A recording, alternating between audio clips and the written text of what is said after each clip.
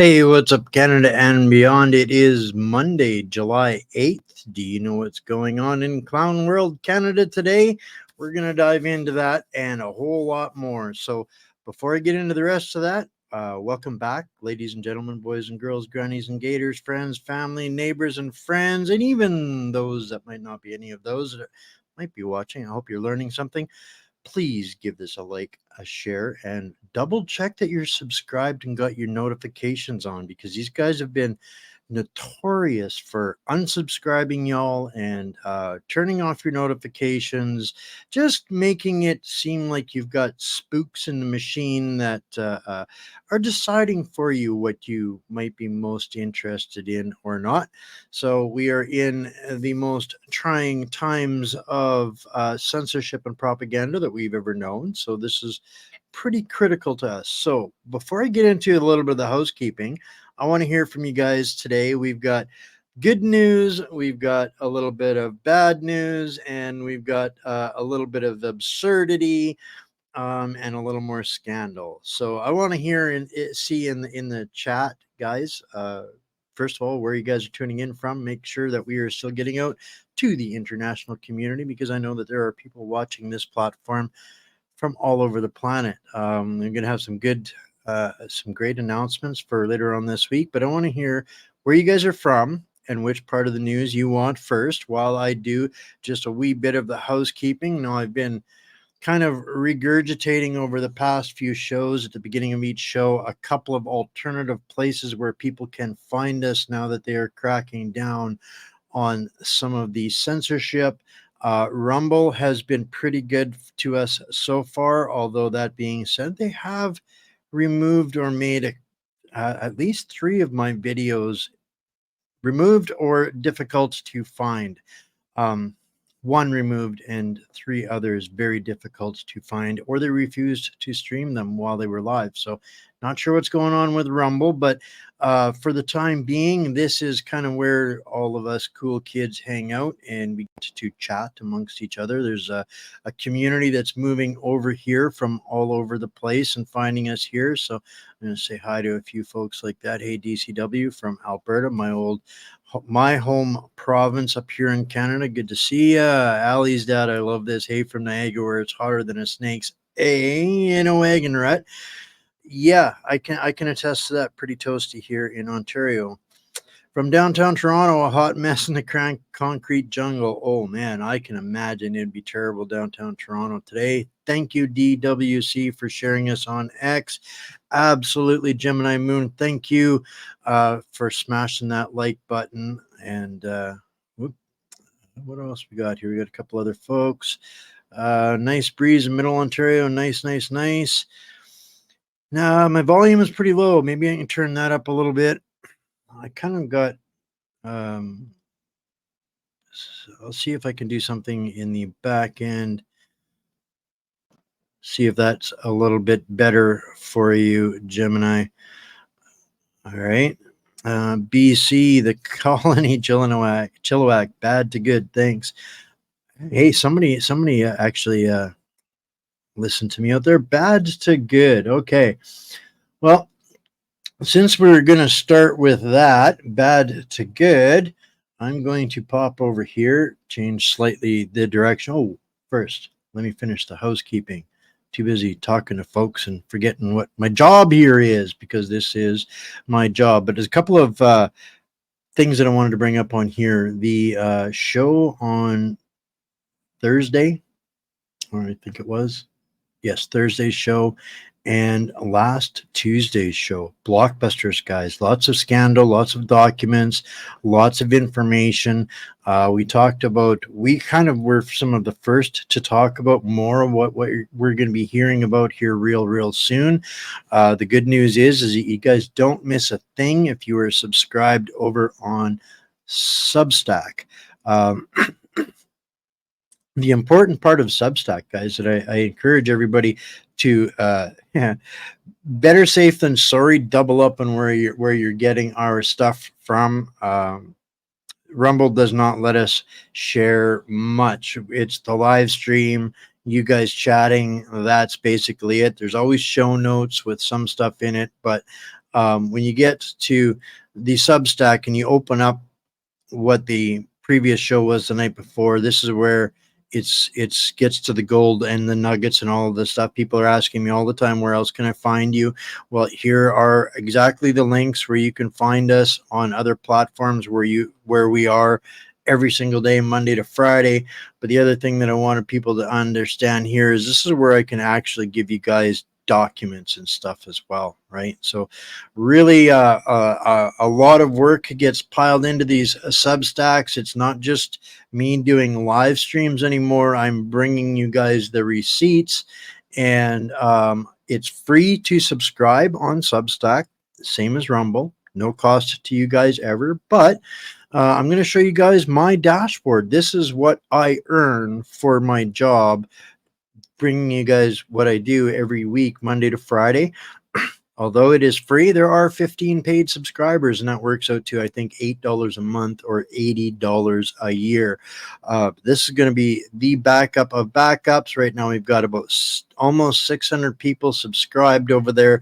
There is a link in the bottom of this stream, unless you're watching it on X, but you can find it on any of our platforms. But that is one of the best ways to get all of the goods and to also help me do what I'm doing. Because honestly, guys, this doesn't work without you. If you guys don't want this, it's easy to do by just not supporting this. This is crowdfunded, crowdsourced. I do this with you, for you, not for any other reason other than that. And that is a real easy way to make sure that I get to keep doing what I do every day for everybody else out there. My goal, honestly, guys, is I would like to get to 375 subscribers, paid subscribers. That's going to be a target. You're going to hear me talking about this for a little while, because at 375 paid subscribers on Substack, honestly, I will never have to ask for donations again, because that covers my monthly bills, and I can at least guarantee myself one box of craft dinner every day. So now when it comes to Facebook, my arch nemesis Facebook, who's banned me from streaming live until I provide them government accreditation, to which I have my standard issue GFY for any of those Stasi. Wimkin is kind of the go-to for a replacement for Facebook, guys. It's made in the USA, a patriot just like us. Jason Shepard, for the same reasons we do what we do up here, Jason started Wimkin.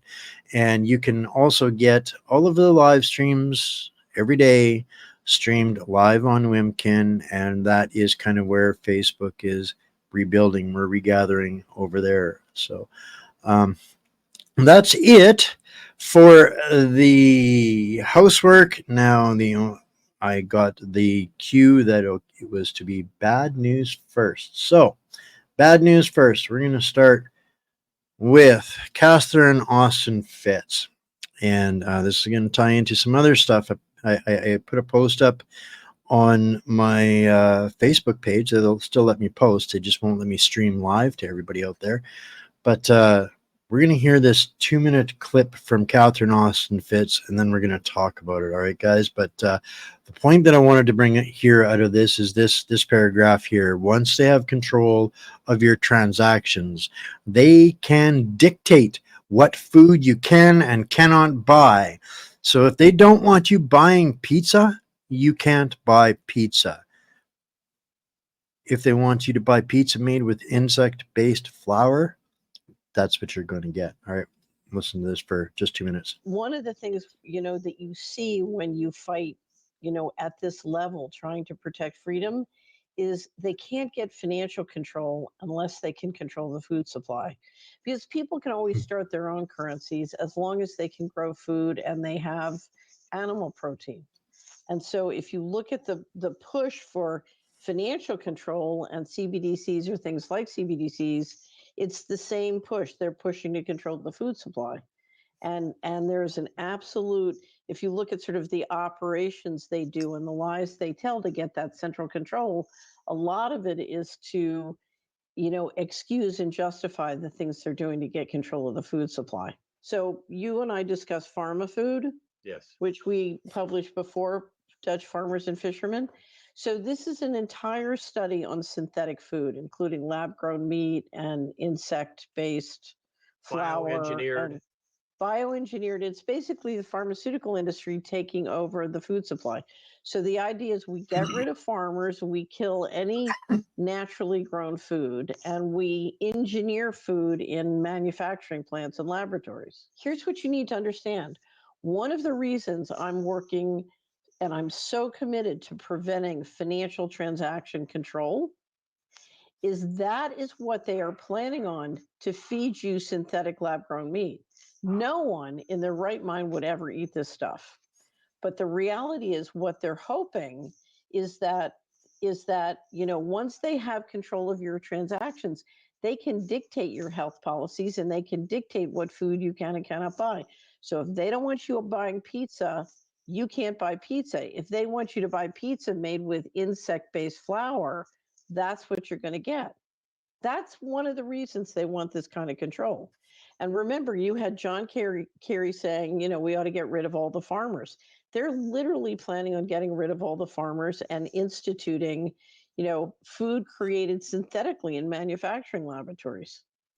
You have to read it. And one of the reasons you have to read it is the reason to stop them from putting your farmers and fishermen out of business and pushing them off their land is if they succeed in doing that, you and I will be eating lab-grown meat. That's their plan.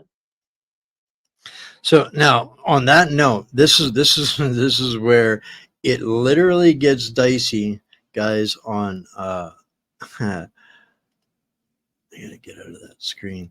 On what I've been experiencing, I put a post up on Facebook, and I wanted to share it with you guys because she's actually addressing it here. I got a series of notifications on my bank account the other day, and I really sat there. Honestly, I sat there for about 10 minutes, just kind of gobsmacked by what I was reading and interpreting that, all of the things that we've been talking about over the past little while about what they plan on implementing. Even on Friday's show, we were talking about what they plan on implementing. Ali's dad, we talk about that too. The repeat in history of communism and fascism, and every time they try it, they think they got it right, and this time around they think they got it right again. Why? Thanks to internet and control and the mass formation that they've been able to achieve. But they're still not listening to you or me, Carly, and we're saying no bug burgers for us. But here we are seeing exactly what Catherine Austin Fitts was talking about when she's talking about controlling our transactions. Here's my bank account reminding me that my spending on groceries this month is above my average by 32 cents. By 32 cents, guys. I'm over my budget, and they felt compelled to let me know this is an area of concern. And over the last month, my spending in groceries was $69.20 higher. I really need to think about what I'm doing, my behavior. How dare I? There's a couple of there was a series of 5 notifications. One of them was telling me exactly which store I had bought stuff at. And I find this not just highly disturbing, but because it's none of their business. Really, it's none of their business. Typically, I try to use cash wherever I go, but it isn't always possible. And this is the trap. This is the trap that Catherine Austin Fitts is warning us about in this space. If y'all wanted to send me cash donations, I would be overjoyed. But you know what's happening? None of y'all are going to send me cash in the mail. I don't blame you. I wouldn't send cash in the mail either. So now I am already being trapped in order to sustain this business, this service, this thing that I do. I'm trapped by the dependency of the currency exchange. So they've got me there. I tried to eliminate as much of that as I possibly can, just down to the bare bones of the software and the tools that I need and the transactions that I need to make, but they still got me. And as you folks out there don't want to get involved in digital currency anymore, the donations, since Trudeau terrorized the country and showed him that he could seize our bank accounts if for wrong think, this is where I'm at. Now they're telling me that I spent 32 cents more than I used to on groceries, and they're noticing that, and that 32 cents warrants a notification to me that my behavior has changed. They have noticed it, and I don't know about you guys, but I find this absolutely mortifying. Not just unacceptable, Ali's dad, but absolutely mortifying. Now here's the double-edged sword that that I typically have with this is, if I warn you guys are going to do less. The less you guys do, the sooner I'm going to be taken out of the equation. So this is the we talked about it over the last couple of weeks several times, this new Hegelian dialect that has become the participatory action model that they use to implement exactly these kinds of things and fine tune them. You know what? Thank you for asking, Carly. If you email me at wayne@whatsupcanada.org, I will send you a PO box where you can do that. But I cannot make that public, as I'm sure you can well understand. So this was setting aside my budget of $90 a month for groceries, being $60 more than I ordinarily spend, is already, if that isn't indicative enough that we are dying, we are being choked out here in Canada, and now they want to micromanage down to the cents what we're spending and how we're getting by in our worlds, and still want us to think that slavery has been abolished. This was just something that I just got off the internet that I thought was kind of interesting, because this is one of the things that's kind of struck me over the last little while. And I'll make sure all these graphics are in the Substack tomorrow for you guys too, is wondering, from a different level of understanding. We're always getting smarter, wiser, learning more, and we, so long as we can admit that we don't know what we don't know, we're always open and willing to learn more. And the more we learn, the differently we see things. And I'm wondering, as I'm seeing the difference between freedom builders and freedom fighters, and how they are growing to be different roles, different things, different capacities, different people, all of those things. It's made me question, what kind of freedom, how do I see myself? Am I a freedom fighter or a freedom builder? For me, I started out as a fighter. My first part of my life was basically as a warrior. But when I launched What's Up Canada, I launched it with the single solitary purpose and understanding. I knew at that time, and I was telling people then, someday the mercenary media, the mockingbird media, the fake media, whatever, the Marxist media, whatever you want to call them, someday they're going to collapse because insanity is unsustainable. And when that time comes, What's Up Canada will be there to help fill the void with information and knowledge that we can trust, because I'm in this with you guys. We're all in this together. So my question, what am I fighting for? What kind of freedom am I fighting for? Am I fighting for the bird that gets out of its cage into the bedroom, or the bird that gets out of its cage and gets to roam the house, or the bird that gets out of its cage and gets to prosper and thrive in the real world? So question what we're actually, where we're actually going, what is the destination? And because if we only want to go back to 1980 or 1970 or 1990, where we were a little bit more comfortably, at the end of the day, guys, when you look at this, it was kind of all still slavery at the end of the day then. Was it not? So yeah, I just want people to, to kind of just sit back and do a health check on some of our why, and maybe find, maybe a direction that makes more sense to us. Maybe we've got enough freedom fighters out there down on the streets. Maybe we can do more as a freedom builder than as a freedom fighter, right? So that's kind of the, becoming more philosophical in my old age, if you will. Now we're going to get into some more scandal. Like I've been calling this the season of the sacrificial political lamb, and we're going to get into some of that here right away. I'm only going to play just a minute of this because it's going to tie up in a pretty little bow a whole bunch of things that we have been talking about a lot lately. So, a newly leaked report exposes Chrystia Freeland's covert activities at the elite Davos summit. Brace yourself, because the details are even more alarming than anticipated. While struggling Canadians footed the bill, Freeland was caught red-handed conspiring with the anti-democratic globalists who run Davos on implementing their tyrannical agenda in Canada.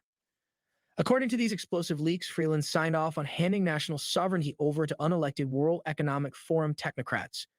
She also agreed to force net zero carbon lockdowns and introduce a programmable digital currency controlled by Davos elites. In secret talks, Freeland reportedly promised Davos bankers lucrative stakes in Canada's infrastructure while pledging to censor online dissent against their takeover plans. And that's just the start of Freeland's betrayals documented in these shocking leaks. They confirm Canadians' worst fears. The Liberal deputy PM has been covertly selling us out to foreign globalists plotting our enslavement. These whistleblower revelations about Freeland's actions at Davos come at a critical time, as Canadians awaken to the damages caused by Trudeau and Freeland. Now, I'm going to stop with that right there, because that's kind of the point that I wanted to make out of this. We've been talking about the things that Chrystia Freeland has been doing for a very, very long time, but they are now getting out into the open. It's becoming more dialogue where they're not able to silence us in spite of everything that they do and try. We're going to hear a little bit more about that in just a few minutes, but the essence of what we understanding, we talked about it, where in Davos, or was it Geneva, one of those in January, where they said the two priorities, the entire the whole globalist elite had to change all of their priority lists and make rebuilding trust and stamping out disinformation and misinformation, i.e. information they didn't like, i.e. people like me and any other actual striving person to bring the truth out to everybody. We're now their number one threat, their number one priority. We talked about on the breaking news on Thursday, the new agency. This is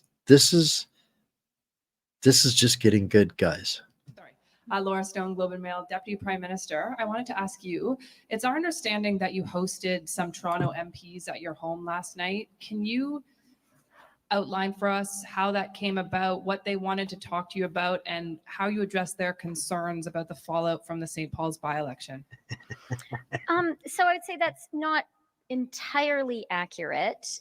John McKay is the chair of the 416 caucus, and he chaired an in-person meeting of some 416 caucus members.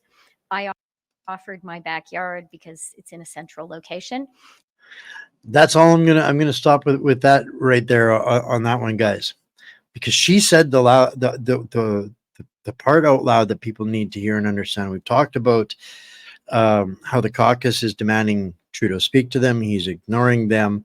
All of this is just part of the charade, but it means something, and we're gonna get to that later on. Like I said, this is the season of the sacrificial political lamb. Now, what we're seeing literally here is her protecting herself, Freeland protecting herself. Oh, not my idea. I didn't do it. John McKay did this. John McKay did this. We know that John McKay was the one that, when he tendered his resignation, basically stating that Trudeau belonged in prison for foreign interference, meddling, corruption, all of the things that should have any criminal in prison in Canada. John McKay actually accused Justin Trudeau of basically committing. And so if Freeland was loyal to Justin, do you think she would offer her house to the guy that's calling for Trudeau's head from inside of the party? Or is this more like Brutus and Caesar? This is Chrystia Freeland opening her door for the people that want Trudeau's head and telling us that, no, we're not getting peed on. It's sunshine and lollipops, rainbows and unicorns. Wonderful rain. She's covering her butt by pretending it's somebody else and pretending that she's not out there selling out Canadians as fast as she bloody can. So now this is where it gets interesting. I'm going to lead into this. This is where I stopped one of the earlier videos there. Now, Andrew Lawton's kind of on this. What did she do in Davos? Well, this is kind of the leaked report that they're talking about. And Leslyn Lewis, although seems to be saying the right things, has been on the Deputy Prime Minister about what she did in Davos and spent $40,000 on. And jeepers, I don't know if you guys are going to be able to see this, guys. Maybe I can make this a little bigger for everybody. So what was basically Chrystia doing in Davos? What was her excuse for the $40,000 of your money that she spent over there? For the annual meeting in Davos, Switzerland, from January 15th to 19th, the Deputy Prime Minister and Minister of Finance attended from January 16th to the 19th, blah, blah, blah, blah, blah, held meetings and with business leaders and other participants, including members of the Ukrainian delegation, a variety of business leaders about opportunities for Canada, and foreign government leaders and elected representatives.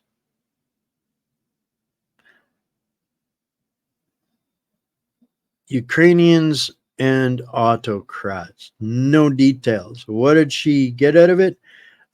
She got to participate in a panel entitled No Recovery Without Trade and Investments. Participants, including Chair and Chief Executive Officer of the Bank of America, Brian Moynihan. Not sure if I know anything about him, but must obviously be a globalist. A name I cannot pronounce, Director General of the World Trade Organization. Nothing stinks like a globalist swamp creature by saying General World Trade Organization. And another name I can't really pronounce, the European Commissioner for Trade. So what were they kind of talking about over there at that? Well, I think I actually have a clip of that, guys. Let's hear what Chrystia had to tell this unelected foreign entity about Canada business. To the Industrial Revolution itself. In terms of the energy transition,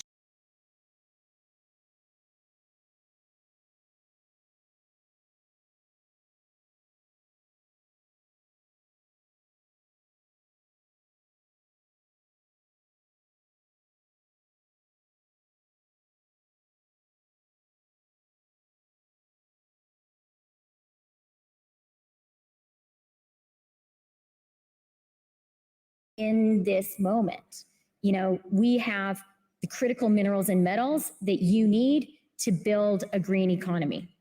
We have a lot of clean energy. 85% of our grid is already clean, and we are investing heavily in building more clean energy. We are a country that believes in manufacturing, has manufacturing know-how and capacity. And then you guys spoke about industrial policy. You know, the thing that is new about industrial policy is we are developing our economies, growing our economies at a time when we also need to accomplish the green transition. And I spoke There it yesterday is. to a very significant international business leader who is also a big investor in Canada. And he said to me, all the countries in the world need to be very careful that decarbonization does not mean deindustrialization. I thought that was an extremely smart comment, and Canada is absolutely determined that decarbonization for us will mean more jobs, more growth, more manufacturing, and we recognize government needs to play a role to make that happen.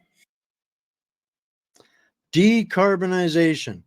If that doesn't terrify everybody that knows actually what they're talking about, and it's like she'd never been able to even contemplate, oh, well, maybe, destroying the country for our green objectives while we make this unholy transition might not be the best thing for our country.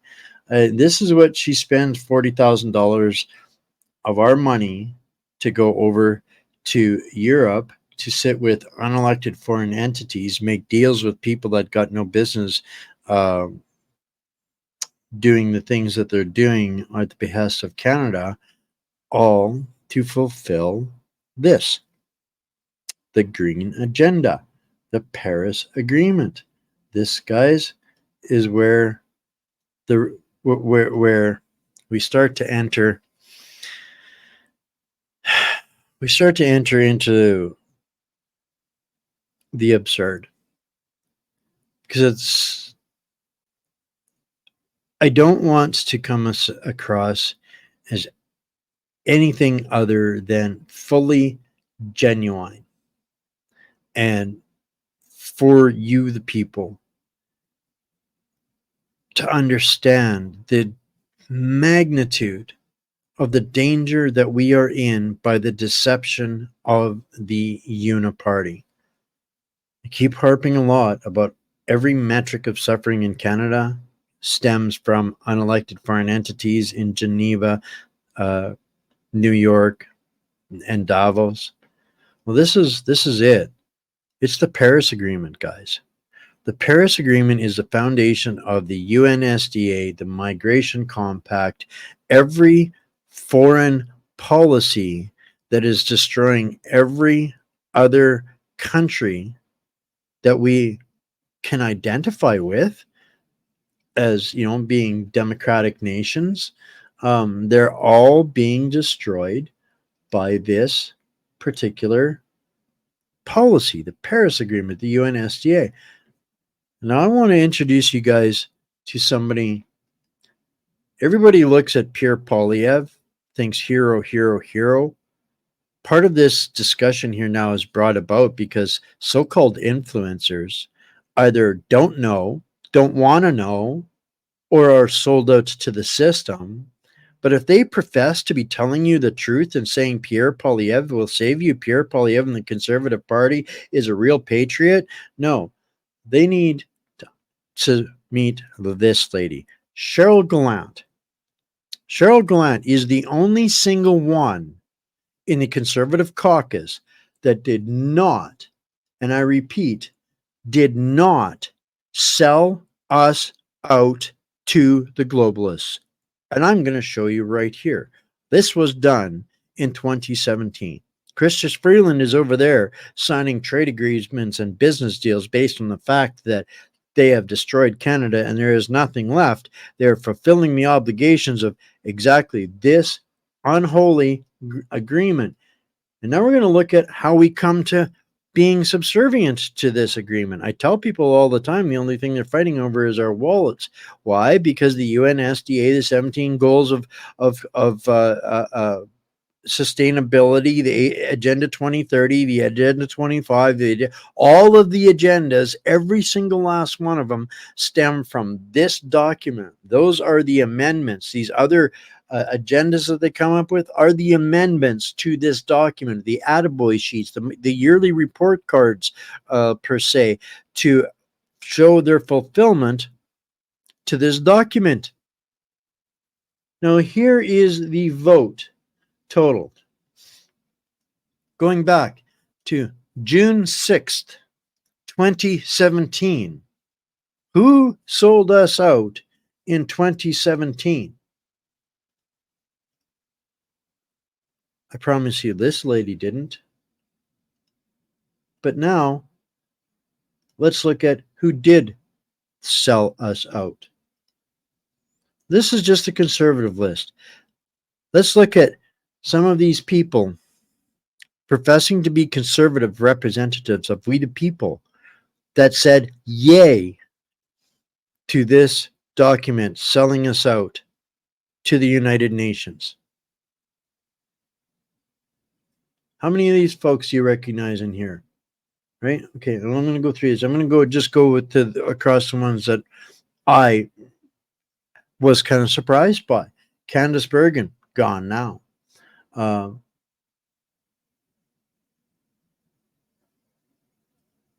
Michael Cooper, still there. Comes across pretty solid and fighting for us. But what are they really fighting for? Garnet Genius. Oh, really, Garnet? You signed off on us too? Imagine that. Right? Rob Nicholson. That explains a few things to me, actually. And sorry. Here we are. Mr. Pierre Polyev agreed to the Paris Accord, which is the one that was written by Jason Kenney under Stephen Harper. The same Jason Kenney joining everybody else's hero, Jordan Peterson. And this is the other one that's kind of interesting, because at the time, who was the head of the Conservative Party? Mr. Doughboy himself, right?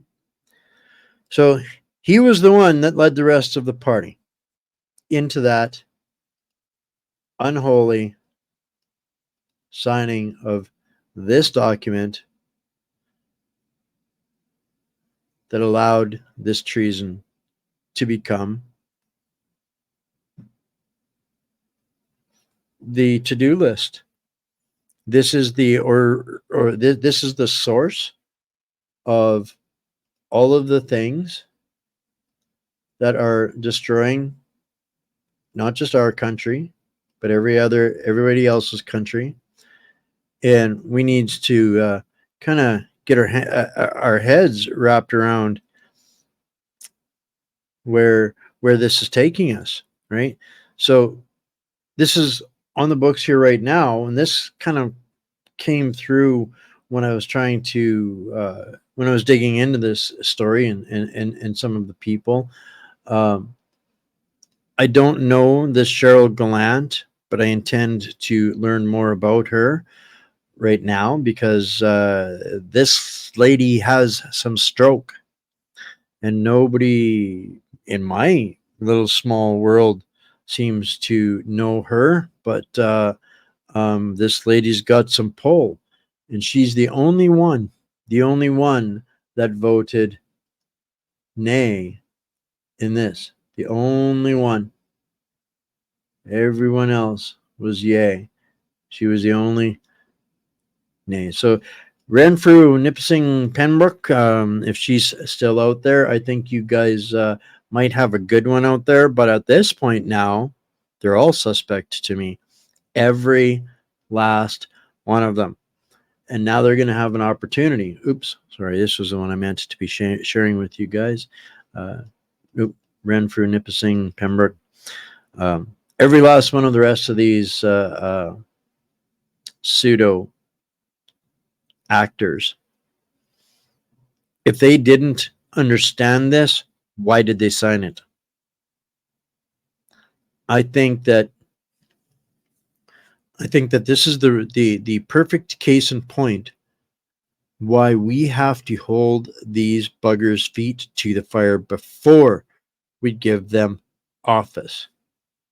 Now, that Mr. Pierre Polyev was the same guy that in 2020, 2021, I'm not sure when it was, But PPC candidate Mark Treason went up to him and asked him why he'd signed on to this. And he played stupid and said, I don't even know what you're talking about. I'll have to go and look. I'll have to go and see. But, these guys are wash, rinse, repeat. Shannon Stubbs, another one that I'm a little bit surprised there. Rachel Thomas, a little surprised by that. A lot of these people, Bob Zimmer. At this point, we have to accept that we can't hold them accountable.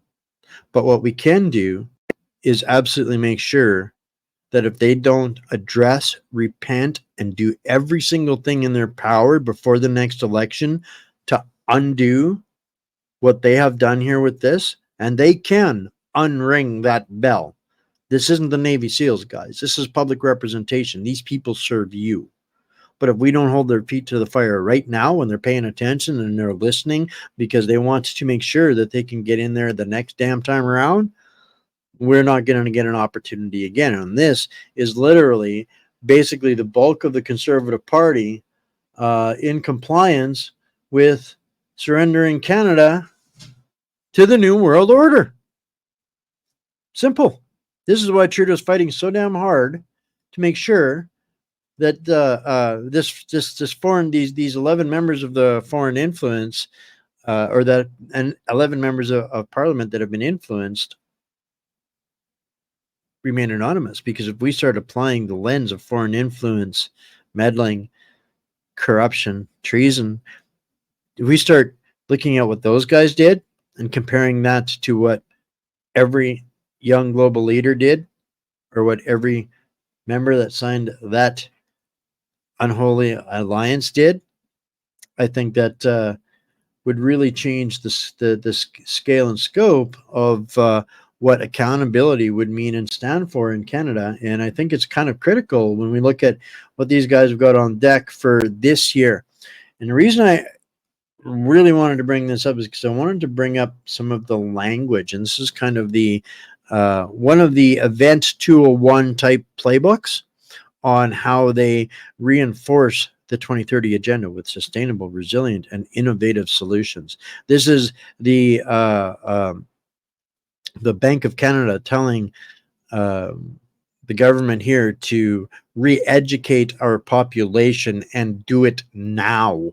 So this high-level political forum on sustainable development, the ones that wants to make climate change pandemic under the same pandemic laws as they had for the beer bug, they want more. The main UN platform for the follow-up and review of the Sustainable Development Goals, and all of these links, guys, are I'll give them to everybody in the Substack. I'll break them out individually, and I'll make sure that you guys can go and get what you want out of there.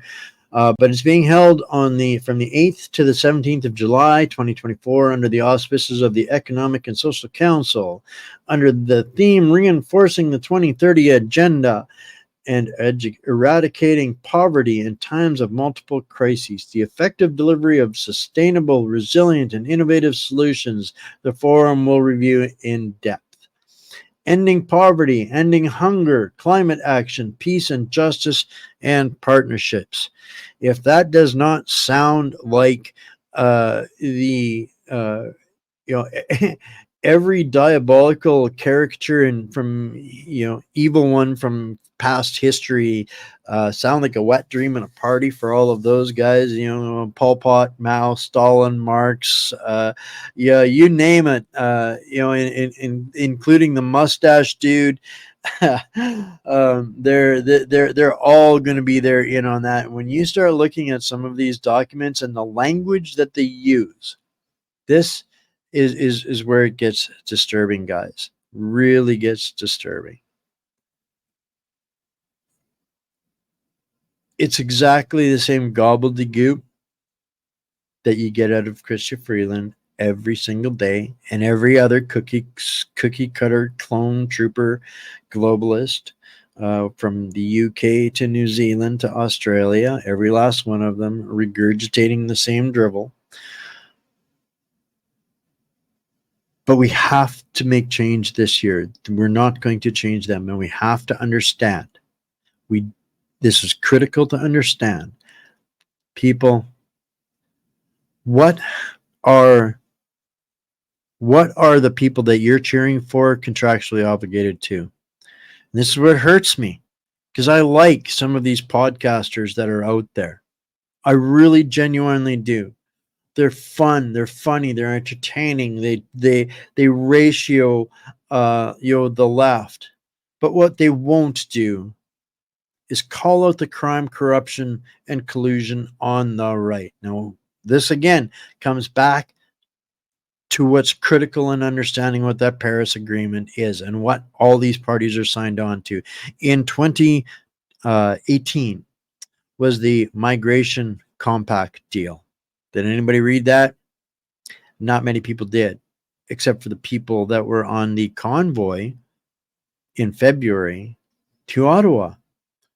That was what even the so-called freedom fighters didn't have the guts to talk about.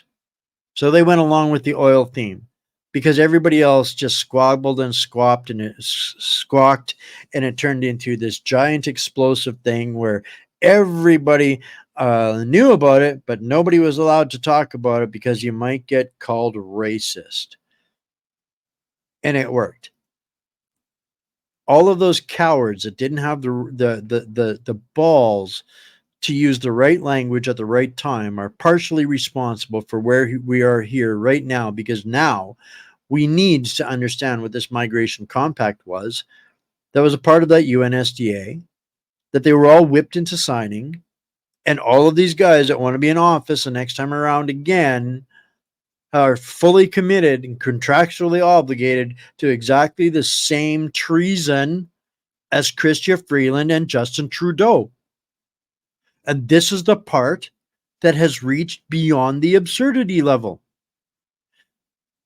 We have to give them a moment of grace here, I do think, because if we don't, then we'll end up with civil war.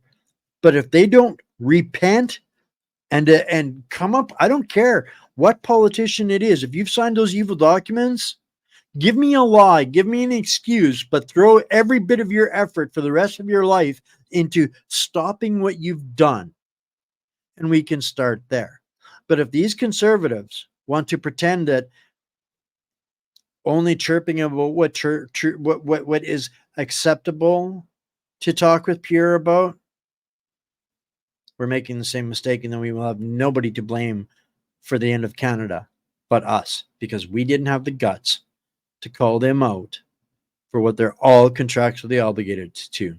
So anybody that tells me that Pierre Poilievre is a patriot and a hero, I call liar, bullshit, until he starts to undo some of what he has taken part in and stop hiding behind lies and spin and banking on the hatred of the other guy, hoping that we don't notice before he gets into office. So that's part of the bad news, guys. And anybody that thinks I'm kidding, that Pierre is actually the good guy, well, even the CBC knows. They called him out. I'm not saying that I hate Pierre. I don't. I kind of like him. I wish he was a good guy. This is what pisses me off the most. I wish he was actually a good guy. But he's even said he's not proposing an exit to the Paris Agreement. So if we're not starting with that, nothing else matters. That's the point of this, guys. If we don't make one thing our absolute universal priority across this country, nonpartisan, doesn't matter. I don't care who you identify with or as. If we don't exit these unholy UN alliances, Canada is done. if we follow this charade and Kool-Aid, this satanic lullaby, he's only just the next actor on the block to hold down his ass in the seat until he gets his paycheck, his 30 pieces of silver. It's literally wash, rinse, repeat, passing the baton from one side to the other. Like I'm not exaggerating, guys, when I say the only thing that these guys are actually campaigning for is who gets to steal our money to implement the attaboy list. That is literally it. Do you think once he's in office, he's ever going to get rid of this or this one? Anybody? No? So in looking at this article, this one, I was digging through this one, reading it out, and I came across this section here. Louise Arbour of Canada, former human UN rights chief, said the issue is also being tied up in parliamentary debates in Belgium, Bulgaria, Estonia, Italy, Israel, Slovenia, and Switzerland. Although some of them did participate in creating the accord, which has since been ensnared by tough political headwinds. Do you think not everybody on the planet wanted to be invaded? Because that's what it was an invasion. Well, that name made me curious. Who is this lady? I had to go look. Didn't recognize the first picture I saw of her, but I did recognize this one. And this is like one of those transition positions between Trudeau Sr. and Trudeau Jr., keeping the legacy alive. We talk about this. What we're up against is multi-generational, and we're just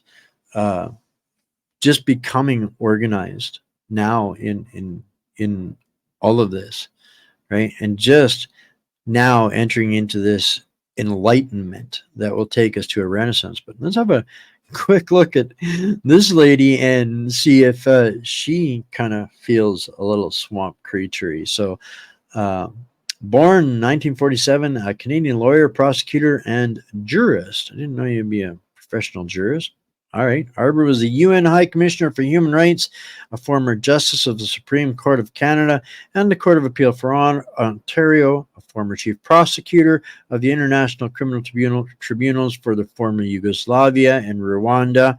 That was all above board and up to snuff and par, right? I only wonder which side was up to snuff. The disasters or the cover-ups, right? So from 2009 to 2014, she served as president and CEO of the International Crisis Group.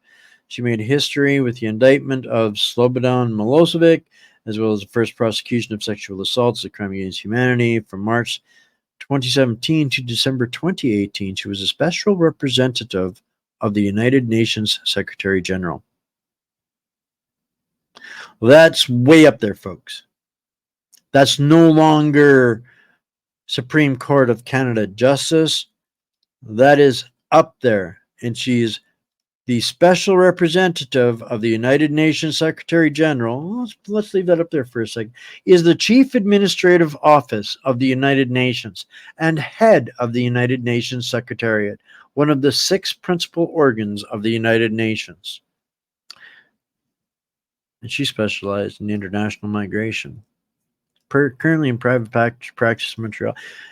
Am I going to get another lawsuit threat again? Because I cannot help but wonder when looking at the timelines of this transition of everything from illegal to economic migrants to student visa migrants to these unchecked borderless countries. How much did she facilitate? How much did she help? What is the person really, truly, and generally behind that? And throughout looking through this, I came across, let's see if I can find it in here now, her assistant. in all of this. I'm sure you should be able to find it. I'll pull it up here anyways. But her assistant is a fellow named Jonathan Prentice. And another new face to me. That's the interesting part about this. This never gets old because there's a brand new swamp creature every single day, right? And this one, Jonathan Prentice, on the United Nations Global Compact for Migration, Aspirations and Realities. He's a speaker there a little while ago. He's worked for the United Nations since 1994, including postings in Baghdad, Delhi, Geneva, Jakarta, New York, and Phnom Penh. 2010 to 2016, he worked for the International Crisis Group. Right? Okay. With the other lady there. Director of Policy. Oh, okay. Director of Policy. Interesting. 2017, 2018, he was Chief of Office for the Secretary General Special Representative for International Migration. Okay. So I think we're getting a little bit, more of an understanding on who these people are that have kind of crafted and implemented, this foreign policy, or this policy of migration, and making it, our modern day now reality. But since 2019, January, he's been responsible for setting up and heading the Secretariat of the United Nations Network on Migration. Chief UN swamp creature invading army coordinator, and network extraordinaire, and general accomplice in Canada. Louise Arbour has got us in a pickle. Oh, and this interesting, just side note, who would have guessed that it's another education institution taking part in this complicity? All right. Wow, am I going way over on the mark and all of this insanity, swamp creatures, and corruption? That I wanted to get into some of the good news, guys. I can't leave everybody on, visions of swamp creatures being the only thing out there in the universe. That is not the case. We are actually still winning, in my opinion. And for that, I'm going to spend a few extra minutes here. We'll go a little bit long. We'll talk about some of the wins of the week. I've got some stuff that we can pull up and share with you guys on that too. So that'll just make the end of tomorrow's Substack that much better for everybody when they get through all of this. So this is from Dr. Mark Trozzi's Substack. And there's a few people that are doing this every Friday. There's a Freedom Rising meeting, a leadership meeting, where it's kind of, everybody talking about behind the scenes, what they're doing, what they're excited by. The victories of the week is something that happens every week. There's a few people that take notes from that, and publish a little bit, because they, we're that's a part of freedom building, is keeping people motivated and energized, right? And they understand this. So it's important for people to know that people are working, people are winning, but we may not always get to hear about it. So I choose to take a look at Dr. Trotzi's Substack. He's a close personal friend and a warrior doing different things right now. He's on the West Coast. We got to do something about this. Traveling east to west, him and I seem to be going opposite directions at the same all the time. But we'll cover a couple of points, or we'll cover the wins of the week amongst the there's a bunch of communities, all of the leaders in the freedom movement organization that you want to talk about. They have representatives or that take part in these brainstorming and think tank missions. This is where a lot of this stuff that does happen and successfully happens originates from, or grows in that incubator of freedom building. So we'll start with President Trump has stated that he would establish a special presidential commission of independent minds to determine what is causing the increase in chronic illness in the U.S. One of the major pillars of RFK's campaign also in 2024 is to investigate the chronic illness in children, a message that has been consistent on throughout his career. With both Trump and RFK willing to investigate this topic, it increases the attention on this topic and puts Big Pharma on notice while upping the chances whoever is the next president will carve out a space to aggressively approach chronic childhood illnesses by any means necessary. You have to read between the lines on some of this stuff. Bearing in mind, this is campaign season. This is, as I'm learning to filter and frame better, I'm starting to be able to see and identify more. It's like fine-tuning the binoculars just a little bit more all the time. The point here that they're trying to make is the Overton window on holding people to account in the biowarfare program is going to be on the table aggressively, regardless of which one of these candidates should be victorious, if either of them will be victorious in the next major election in America. I've got my fingers crossed, praying and hoping that they both survive to see one of them put another nail in the swamp creature's coffin, shall we say. But number 2, ICANN leading attorney Aaron Series gave expert testimony before the New Hampshire House Committee on COVID Response Efficacy. Series drilled down on the serious concerning missteps with regulators handling of vaccine safety.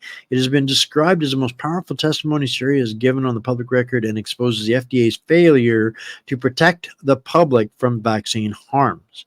This is going to be a key point coming into the next year in the public in the public space up here as well in Canada. So this is good news that these kinds of things, they cannot just dismiss us as conspiracy theorists on. And this is going to be even more critical in Canada than ever before. And I'm going to touch on that.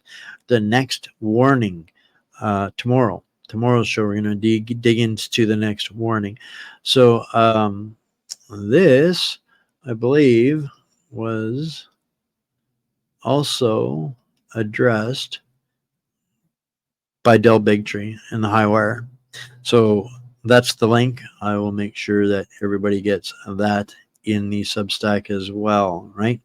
So a statement from Bobby Kennedy. We're on to number 3 here now. A statement from Bobby Kennedy Jr. stated that there can be no question that Joe Biden is no longer fit for office. I think the whole world knew that, but they needed, the debate was the sacrifice. It was the way that the most possible people behind Biden would be able to escape the wrath and literally the senior abuse that they've been engaging in for far too long in America. But this leaves America very vulnerable at this point. So sooner they get over this, the better for everybody's safety, I got to admit. But at this point, any person, given the state of the mental capacity and, oh, his health is fine, it's just his brain, Merry Christmas. Anybody that thinks that America is in a position to be led into an extreme conflict, this cannot happen. And I think more intellectual brains will prevail, and I think that's why they actually sacrificed him, because they got problems and they can't get out of this one with Biden. So it's damage control. Sacrifice the lamb. Get on with trying to maintain their grip on the infiltration.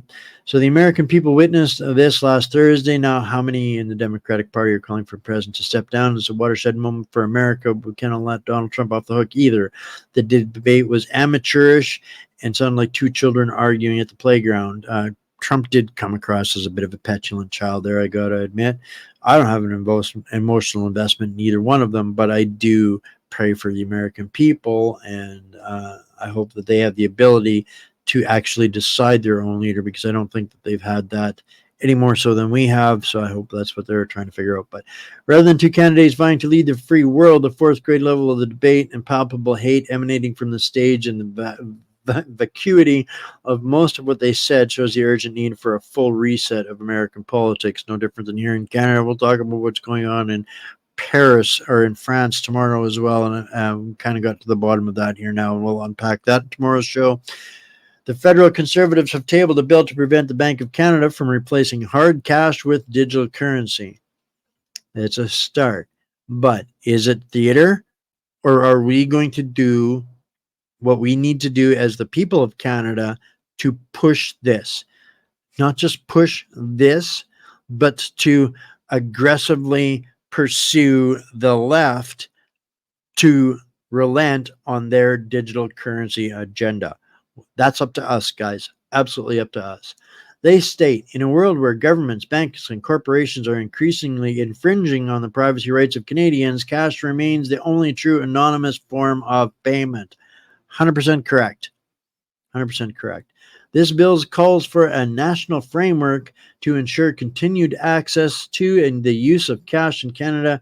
It amends a Currency Act to limit the minister's arbitrary ability to arbitrarily and unilaterally call in banknotes in the Bank of Canada to act to ensure that the central bank does not develop or replace hard currency with a digital dollar, meaning they can't trap everybody like they've kind of got me trapped right now. And make no mistake, the banks in Canada, the Central Bank of Canada, actually is threatening the government to get us educated. Why? Because they are ESG, DEI, social credit compliant.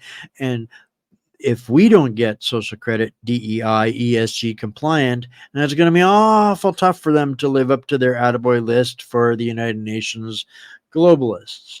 So, telling it like it is. Del Bigtree's July 4th message, freedom is not a guarantee. I showed you that. I'll make sure you get access to it later. Our founding fathers established the tenets of freedom in the Declaration of Independence and our U.S. Constitution. No other country has ever allowed freedom of religion, press, or speech. Tyranny was the norm for most of the world until those documents, right? So this is why I say, I'm not exaggerating when I said we've been living in the best time in human history.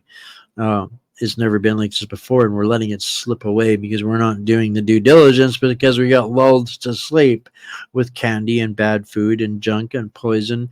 And then when that wasn't enough, then it became fear, terror, oppression, collusion, coercion, all of those things. No, yeah. Even now, tyranny threatens freedom. We saw this play out over the last few years during the beer bug hoax. Freedom is under attack. There are forces in our own governments that don't value freedom. And in fact, they claim freedom is dangerous. We must push back against those who make that case.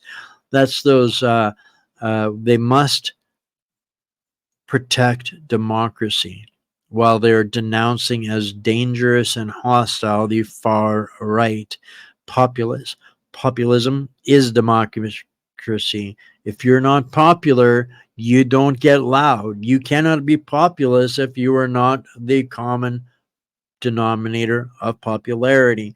So for them to continuously try to silence us by saying the popular vote is the danger to democracy is absolutely ludicrous, and they need to be laughed, tarred, and feathered, right? So for Barbie fans, there is now a injured Barbie by the Vaccine Liberation Army. I'll add a link to that. I don't necessarily think that's good news, but I think it's kind of provocative. But that's freedom. That's freedom. So there's some interesting movement on some of the legal actions, guys, that I think I've been trying really hard to get Lee Turner to come on and speak with us. He's representing Dr. Charles Hoff, whose case is beyond the pale of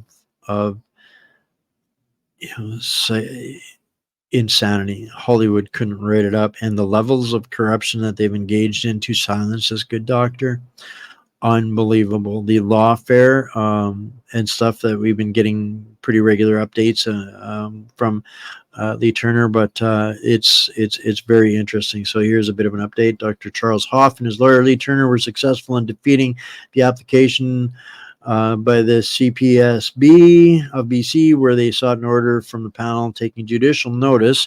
There's that word that they don't want to argue something some monkey said before, so they pretend that the monkey is right and it cannot be argued anymore, and they call it judicial notice. They noticed the last judge said this is the way it's got to be, so they're not going to change that either, so forget about it. You're not talking about it in the court. You can't re-raise any of that. But taking judicial notice of the version of facts concerning the safety and effectiveness of the C vaccine and SARS, blah, blah, blah, blah. I get almost trapped into saying those. I don't want to talk about them anymore. I don't want to use those syllables. They get me in trouble. They'll publish a very detailed report on this in the next couple of days. So I'm looking forward to that. And I'll see again if I can get Lee to join us for a horse's mouth conversation on that. But the U.S. Supreme Court has delivered a ruling that will weaken the powers of the administrative state. And this one here, guys, I do have the actual documents, and I will make sure that you can download these in the Substack tomorrow as well, so you guys can read for this for yourself and get second opinions. But you can tell people that, no, you didn't get it from a conspiracy theorist. You got it from an analyst, and these are some of the facts, right? So the U.S. Supreme Court has delivered a ruling that will weaken the powers of the administrative state. On Friday, June 28th, the court voted 6-3 in favor of overturning Chevron deference, a principle of administrative law that requires courts to defer to agency interpretations of ambiguous statutes. So Fauci's saying, oh, my agency is the expert, the courts must take judicial notice because I said so. That's basically what they said. No more, not working. You don't get that power. So this will greatly increase the ability to challenge agencies. Oh, sorry, guys. I forgot to click the wrong button there for you, but now you guys will get it. Again, you get all this tomorrow. This will greatly increase the ability to challenge agencies like the FDA and the CDC when they stretch the limits of the law. It's widely expected that this new ruling will lead to an avalanche of lawsuits challenging agency actions that are based on interpretations of ambiguous statutes. Legal experts are saying this will play out for decades in the lower courts as the legal system and the administrative state adjust to this new reality. This is going to be hundreds of Aaron Brockovich style massive class action lawsuits with the pharma companies and every sycophant along the way. They knew, they did it anyways, and that's one thing that I do appreciate about our friends, family, cousins, and neighbors south of the border is they don't forgive as quickly as Canadians do, or as they refuse to forgive, whereas Canadians are being forced to forgive. However, which way you want to look at it, I'm looking forward to transparency and justice starting to hit the table in mass, at least in a few places. So a Tennessee jury has awarded $687,000 to an employee of Blue Cross who was fired for not getting the poke. Blue Cross denied her religious exemption request and was found to not have offered a reasonable accommodation without undue hardship. The jury awarded total damages to plaintiff in the amount of that, comprised by $177,000 in back pay damages, of another $10,000 in compensatory damages, and by separate verdict, $500,000 in punitive damages. That's exactly the kind of stuff they're going to be. There's going to be a lot of citizen action. Sorry, Rizart. You know, righteous anger is necessary. We need some dang righteous anger. What we cannot do is fall prey to being set up as the hostile ones. If we don't understand what we're truly up against, if we don't actually address it with some righteous anger and some organizational skills, we're doomed. So I look at all of this as part and parcel of what's necessary. I am the pull the Band-Aid off guy, and let's get to fixing it, right? So that's kind of me. Sorry, Rizart. I'm pulling the Band-Aid off a little bit every single day here. And here's the other point of that, guys. If you've noticed the last 6 weeks, I have been pulling the Band-Aid off every single night because they're not going to let me for much longer if we don't. That's it.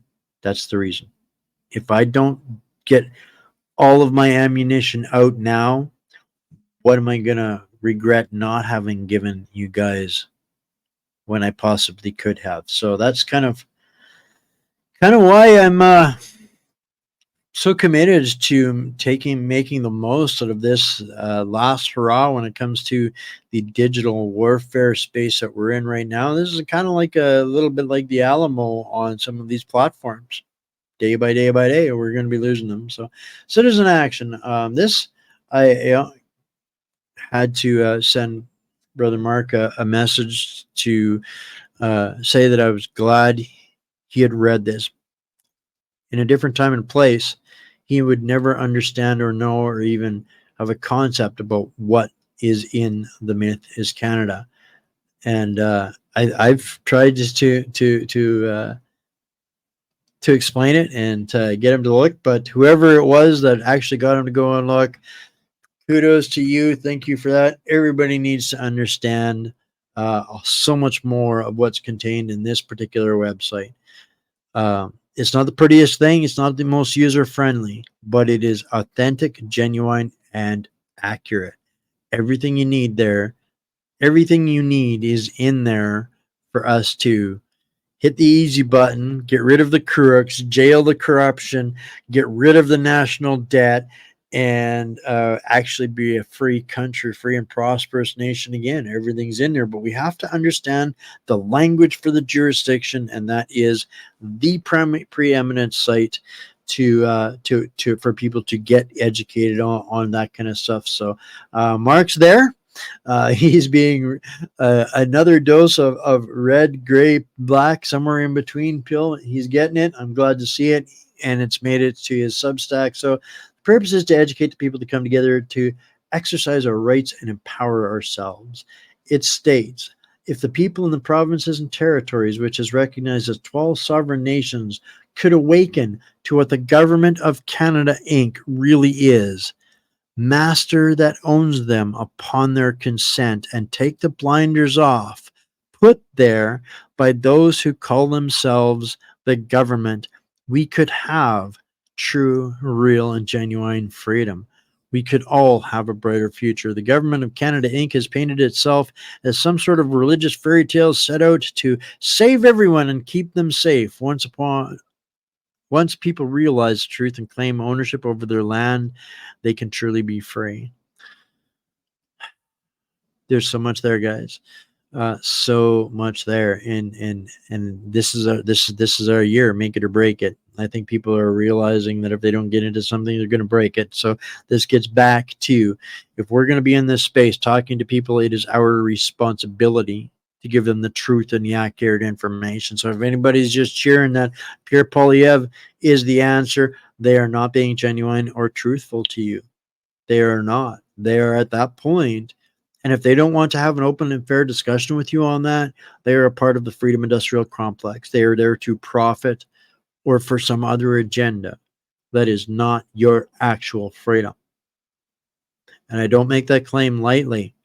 Any single one that wants to challenge me on that needs to understand this, because they cannot argue what they don't understand.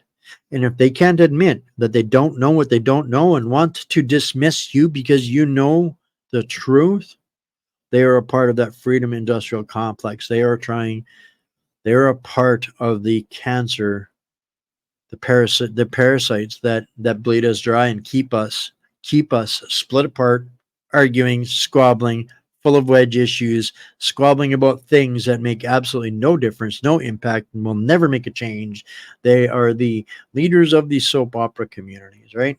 And that doesn't get us anywhere. So like me or hate me, guys, that's the reality. I don't do this to be right. I do this so that you guys can someday be free. I'm taking the risks.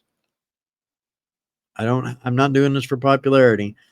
So BC Town Halls this week provided a number of stories of citizen action where citizens stood up and took action rather than waiting for our various governments and their agencies to act. Their action saved homes during the fires in BC, protected lands, rights, and other successes because they acted rather than complied. This is what those guys every one of the bureaucrats fails to realize we don't need them. They need us. They are absolute parasites. They don't generate anything. They depend on us, and they depend on ruling us to get more from us. So, so many of these things, if it doesn't serve you, if it doesn't serve your community, if it isn't protecting you, yeah, I mean, just don't do it. We'll build our own Canada the way it should have been built, the way we've had the rights to build it. That's a whole other story for a long time. And I'm way over time here. In medicine, Paul Thomas, MD, and D.D. Hoover have announced the upcoming release of Vax Facts, what to consider before vaccinating at all ages and all stages of life. This indispensable guide will be available in December 2024, but you can pre-order your copy now. I think I may have I meant to pull this up. Guys, if you get to the Mythos Canada, this is the website that Mark is referring here. There's everything, literally everything you need to know. And it's about literally explaining to everybody, teaching us the myth, the true history, the core identity that Trudeau claims that we don't have is because they stole it from us. They hid it from us. They've been so busy transitioning us into a culture of 72 identities and absolutely no skill sets or ability. So that's the greatest theft in the history of our country is this, the knowledge of our actual country. And every single one of those meat muppets in Ottawa, they know this. They know this. And so the Vax Facts, this is the book. I'll have a link for this for folks that was mentioned just here in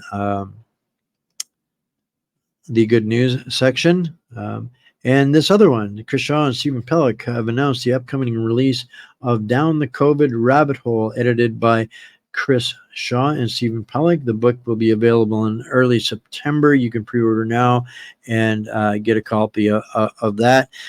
Folks that have been following this platform since the beginning, we were the first one to tackle the medical aspect of it in all of the independent media in Canada. It started, the pushback started right here on What's Up Canada with Dr. Talks #1 and Byron Vital, and I think Dr. Pellick was maybe our third or fourth guest. So he's been at this a long time. This book is absolutely jam-packed full of evidence. And I don't personally know Chris, but I'll tell you what, I've sat through a number of years of meetings with Chris, and I can tell you that I am eager to get my hands on a copy of this to complement the mounting evidence that everybody will soon have access to. So really excited to see that one. In an interview this week, Dr. Trozzi and Makis make some pretty significant statements. Absolutely, they do. There's very few doctors brave enough to make statements as bold as both of those. So anybody that's had an opportunity to see these guys on the tour that Mark's been engaged in out west, you're lucky folks. These are the guys that, you know, will live in history. These are the guys that will be remembered when we're remembering our free country moving forward, right? It's guys like these guys. So they state that the various provincial health services impose illegal mandates on the public, and in many provinces, the governments continue to seek or pass legislation to give themselves greater power to dictate to the public. 100% they do, and we're going to be covering a little bit of that tomorrow on how they're going to psyop us once again, guys. I'm on to something here. This is going to be as early a warning as you're going to get from anybody on the language that they are coming at us, that they are preparing with to assault you next, to literally terrorize you with next. And over all of this, the WHO continues their campaign to gain the authority to declare a pandemic at any time for seemingly any reason, and to use the power of corrupt cooperating governments to further violate the rights of the people and further damage their health. That's the part earlier we were talking about Chrystia Freeland over there signing away more stuff to the United Nations in Davos through these unholy alliances and grid. That would be the pandemic treaty. That would be more of what they're referring to here about signing away to the poison factories to crush your health, right? So in this interview, the link there, and this is why I'm reading all of this. These are the guys you need to be listening to. I know everybody doesn't have a mountain of time. Separate the noise through this on Monday. That's kind of what Mondays here are about. To kind of give you guys the best of the best, and you guys can go in and find the time to get it into you. Listen to these two guys. So I was going to read this whole letter to you guys, but I'm not going to, just because I'm already an hour and a half hour over. But guys, this letter is huge. The open letter states medical censorship, whether externally enforced by social media platforms, by GMC investigations or NAS managers, or whether self-inflicted, lead to the same end result: a failure to properly investigate harms or advocate for patient choice or even patient safety. We urge you to implement the following actions: that GMC apply the same protection to whistleblowers reporting vaccine harms that you have rightly observed were missing decades ago in the contaminated blood scandal. That was a Canada thing, and they're using that as a reference to don't let it happen again like that happened. That's a big deal, guys. That was huge. It cost so many lives. Canadians stood up and fought for justice on that, but they're being terrorized away from doing so again, and we can't let that happen. So to call a moratorium or do not arise directly from patients about actual care, but it's a very profound letter. I'm probably not doing it justice, but that's kind of in a nutshell most everything that I wanted to cover from the news, the good, bad, and otherwise. I want to even let you guys think about this one just before we head out. There is an abundance of oil. There is an abundance of gas. There's an abundance of coal, food, water, energy. It's all the game of the psychopaths. It was, the same principle as the bears. And right now, with our unemployment rate rising up to 6%, 6.4%, yeah. This is what we're looking at across the country. This is what they're manifesting. So I think it's up to us, the adults in the room, to do what's necessary and take our communities back. Remember, guys, the 100% safe and effective cure for globalism is localism. So get on out there, support the people that are doing the hard work. I've covered a whole bunch of these guys here, those folks here tonight that are doing the best work possible, and they're doing it all for us. And we need to support the ones that are doing the hard work, not the ones that suck us deeper into the lullaby or entertain us with Pied Piper music that soothes the ear but destroys our land. There's so much of that going on. So I'm hoping to just provide a little bit more discernment, encourage people to work with the people that are doing things from the deeper rule of fives, the people that are working towards building freedom. Firefighters can be kind of crazy, or freedom fighters can be kind of crazy and not exactly always on point. So think about being a freedom maker or a freedom builder, freedom fighter or a freedom builder. I like to think that I'm a freedom builder here, and if I happen to be one of your favorite journalists, good, bad, or otherwise, if you want a mailing address, email me and I'll send you one of those. But in the meantime, donate at whatsupcanada.org is how I need to keep this thing going and keep you guys plugged in, guys. So, yeah. All right. I love y'all. Oh, one last. I can't believe I almost forgot this one. This is just another good one that if you're seeing it on TV, it's a lie. And it's probably a lie about Pierre Poilievre as well. But the one that I really wanted to show you guys before I head out of here is Wednesday. This isn't going to be live, guys. I will be with you on live, but I had a chance on Saturday to do a pre-record interview with Jim Ferguson. It was absolutely phenomenal. This is there's nothing that makes me feel more empowered or stronger than seeing people coming together to the greater good. We're fighting for humanity, and knowing, gauging how we set our victories. Getting Trudeau out, that's not really a victory. Getting the cabal out, that's a victory. That is what freedom is, and that's a victory for humanity, right? That's where we moving forward with freedom. So a lot of discussion on that. Absolutely fantastic discussion. I will be here with y'all and Jim's on Wednesday. So please make sure you give this a like, subscribe, and a share, and help us get this message out now more than ever. And tomorrow will be another blockbuster a blockbuster show from Clown World again. All right, guys, I love you all. Stay Canadian, stay mighty, stay fierce, my fellow patriots and hostages. We'll see you tomorrow.